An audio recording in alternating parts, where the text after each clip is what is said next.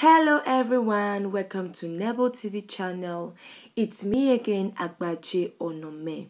I hope we are all staying safe. Thanks to all who have subscribed to Nebo TV channel, and those who are here too and you're listening to me for the first time, please click the subscription button below and the notification bell to get updates from Nebo TV. In my previous show, I made mention of us talking more in details why some pastors did not attend TB Joshua's burial or even drop condolence message. Okay, on this show we are going to talk about that, and we are also going to talk about an interview with former Minister of Aviation Femi Kayode as he discussed about TB Joshua. In an interview, a former Minister of Aviation Femi Kayode discussed his relationship with the late prophet TB Joshua. He also provided insights about TB Joshua and why he was not liked by many Nigerian pastors. Femi Kayode said the late TB Joshua was his friend and brother and a great man of God whom he had the utmost respect for and who he holds in high esteem. He said TB Joshua was deeply courageous, kind, compassionate, gentle, faithful to his own, intelligent, humble, selfless, generous, and enlightened. He was also very accommodating of contrary views. Femi said he learned a lot from TB Joshua and spent many hours discussing current affairs and the state of the nation. He was profoundly a good man and he was one in a million. Femi went on to say he spoke with TB Joshua 2 weeks before he passed. TB Joshua told him that they should pray for Nigeria. He said TB Joshua was a man of faith and he always prayed for the country even at the best of times. When narrating how they met, Femi Kayode said he first met TB Joshua in 2016. Femi said when he was in prison, in detention, he had been in for 3 months and was later transferred to a facility in Kuje prison where they kept only Boko Haram terrorists. Femi described the prison as what looks like Guantanamo Bay that was built by the British government, and it's almost like a secret facility away from the main prison. It was terrifying and a clear attempt to intimidate him and endanger his life. Femi said he prayed to God to give him strength and courage and prayed for his family. The following day, one of the wardens came to him and told him someone wanted to talk with him on the phone. He took the cell phone and asked who the person was, and the person said his name was Prophet TB Joshua. Femi Kayode said he thought it was another setup or that the man was lying, but it was really him, and that even though they had never met before, he insisted on speaking to him. TB Joshua encouraged him and assured him that all would be well, that he would come out soon and even stronger. That even though they had never met before, he had been following the ordeals in the hands of the government and that he was inspired by many defiance and courage. Femi said on phone, TB Joshua said that he knew that him, Femi Kayode, was innocent of what he had been accused of, and that it was nothing but persecution because of his strong stance against the tyranny of the government. He said that TB Joshua wanted him to know that he was praying for him, that he loved him with the love of God.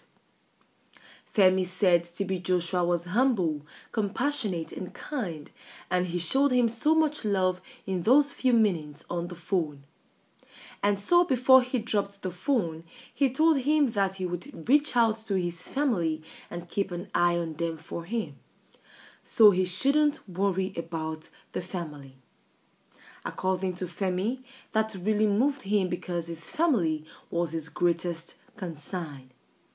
Femi Kayode said he didn't really care about what would happen to him, but was worried about his 2 wives and children. At such times, according to Femi, everyone usually abandons you. But TB Joshua, whom he didn't know, reached out to him and his family and stood by them throughout. Though they never spoke again while he was in detention, but he honored his words and kept in touch with his family and encouraged and stood by them. And the day he was released, he thanked TB Joshua, and that was how they became friends. And from that time, their friendship and love for one another grew from strength to strength until they became almost inseparable. According to him, he spoke with TB Joshua on the phone virtually every day, and he saw him at least once in a month, from that 2016 till 2021. According to Femi, TB Joshua was his brother, and virtually everything he told him concerning his future and life has come to pass.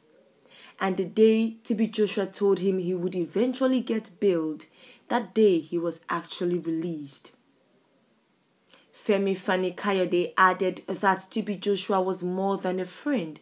He was a brother that he learnt a lot from and will never forget him. He praised TB Joshua, saying, "Most people lived for their pocket and their stomachs, but TB Joshua lived for God and humanity." In the interview, he was asked if TB Joshua can be said to be his spiritual mentor. Femi Kayode said TB Joshua was his brother and friend and confidant. There was nothing he didn't discuss with him. Their relationship was not really based on spiritual matters. They were simply brothers, and that is worth more than anything else. Now, regarding the death of TB Joshua, when the news first came in, there were rumors as to how he died. A lot of people considered his death to be sudden. Therefore, in the interview with Femi Kayode, he was asked if TB Joshua struggled with any ailment that either led to his death or was once ill. Femi Kayode said that he spoke with TB Joshua 2 weeks before he passed on, and he appeared to be fine. Although he has been in shock ever since he heard the death of TB Joshua, but he will still see his wife and children. He will always be there for them because TB Joshua was always there for him and his family. He didn't know whether TB Joshua was ill or not, but his passing really was strange, sudden, and devastating to millions of his friends and followers all over the world. But he guessed that it was time for TB Joshua to go, and that is why he went to be with the Lord. Femi Kayode really spoke beautifully and deep about TB Joshua.